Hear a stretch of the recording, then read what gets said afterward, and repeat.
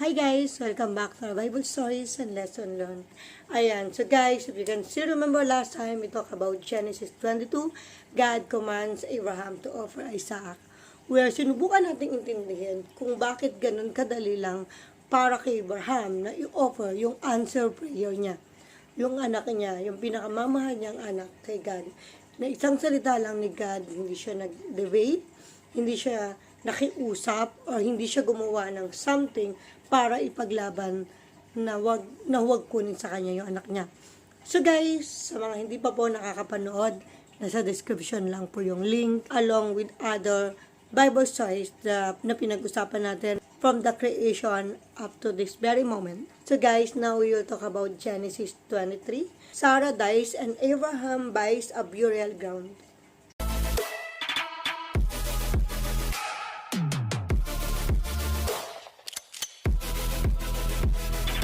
Genesis 23.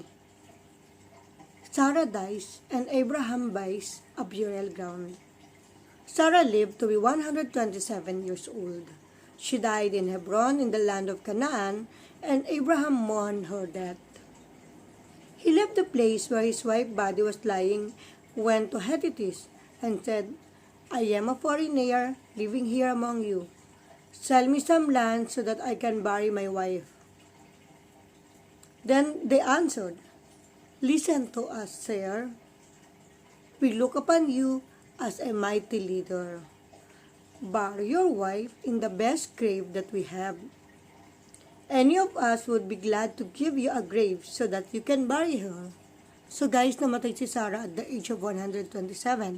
And as you know, they are in Hebron, in Canaan. Nagpunta siya sa Hittites at nag-ask siya na pagbilan siya ng land para pagburulan ng asawa niya.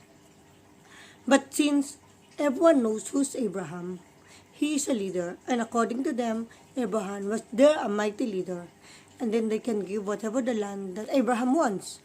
But Abraham insists. He doesn't want just to get it. He wants to buy it. Then Abraham bowed before them and said, If you are willing to let me bury my wife here, please ask Ephron, son of the Zohar, to sell me the Machpelah cave, which is near to the edge of the field. Ask him to sell it to me for its full price, here in your presence, so that I can own it as a burial ground. Ephron himself was sitting with the other Hittites at the meeting place at the city gate. He answered in the hearing of everyone, Listen, sir. I will give you the whole field and cave that is in it. Here in the presence of my own people, I will give it to you so that you can bury your wife. But Abraham bowed before the Hittites and said to Ephron, so that everyone could hear, May I ask you, please, to listen? I will buy the whole field, accept my payment, and I will bury my wife there. Ephron answered, Sir, land worth only 400 pieces of silver. What is that between us? Bury your wife in it. Abraham agreed and weighed out the amount that Ephron had mentioned in the hearing of the people. 400 pieces, silver according to the standard weight used by the merchant. That is how the property which had belonged to Ephron and Machpelah, east of the Mamre, became Ephron. It included the field, the cave which was in it, and all the trees in the field up the edge of the property. It was recognized by Abraham's property by all the Hittites who were there at the meeting. Then Abraham buried his wife Sarah in the cave in the land of Canaan, so the field which had belonged to the Hittites and the cave in it became the property of Abraham for the burial ground. So guys, so yun pala yung reason on why Abraham have a property at the land of Canaan.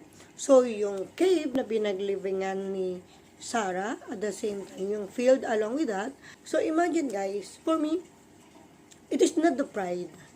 Kasi guys, pwede naman nating sabihin na ang pride naman pala ni Abraham, binibigyan na nga siya ng lupa paglibingan ni Sarah, pero bakit ayaw niyang tanggapin? Mas gusto niya pang bayaran. So guys, don't ever think about it. Kasi for me, it's not about pride. It's securing the future. Kasi we never know kung ano yung mangyayari sa future. Pwede kasi na binigay sa'yo ngayon, in future, bawiin. Pwede kasing binigyan ka ngayon, in future, may utang na loob ka na dapat bayaran. So I think yun yung iniiwasan ni Abraham. Being a leader, as they said, as an almighty leader, he want to set an example. Kasi kahit anong gawin niya, people was look upon him. Parang ngayon, may maraming mga influencer na nilulook up natin. Na whatever the things na gagawin nila, pwede sa mata natin tama. And gagayahin natin. That's the same thing of Abraham. And kung kaya rin naman niyang bayaran, why not? Kasi it's not about paying the money. It's about thinking what will happen next. Kasi pwedeng in the future, bawiin nila, tanggalin nila si Sarah doon. Or in the future, kailangan ilibing din doon si Abraham kasi gusto niya magkasama sila ni Sarah. Paano kung biglang sabihin na hindi, iyan lang ang binigay namin, si Sarah lang ang pwedeng ilibing dyan. Babawiin namin yung area surround with that, yung lang cave na yan ang ibibigay namin. Paano na lang yung bagay niya? They will be separated to each other. So it's just securing the future. It's about thinking, hindi lang yung ngayon, kundi yung pwedeng mangyari in the future. So guys, this story taught us to act accordingly, to think our future. Hindi naman masamang tumanggap if someone's trying to give us something. But always think the consequences of receiving it. Always think yung pwedeng mangyari in future. And always think, guys, huwag tayo manlamang ng kapwa natin.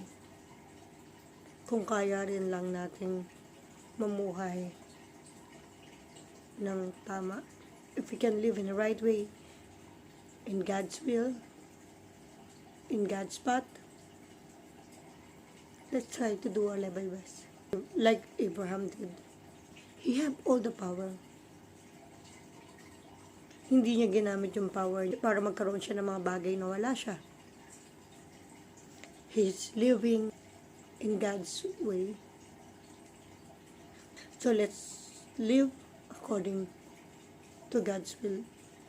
Always remember, pwedeng may isang tao yan na nakatingin kung paano ka namumuhay at gagayahin kung paano ka mamuhay. Be responsible sa lahat ng galaw natin. Be responsible sa lahat ng sasabihin natin. For this, may God be praised.